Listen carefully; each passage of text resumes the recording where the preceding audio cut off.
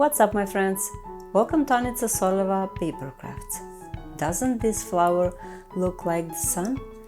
It has a bright yellow color and its petals look like rays of sunshine. I will now teach you how to make this flower using paper. I promise every time you look at it, you will feel a wave of warmth and positive energy.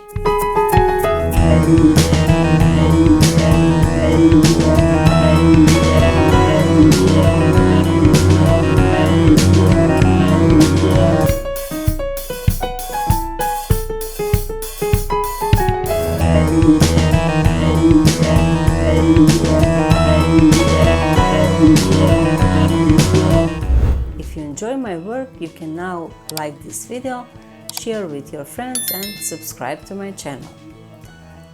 If you have any questions or requests, please add them below. See you soon!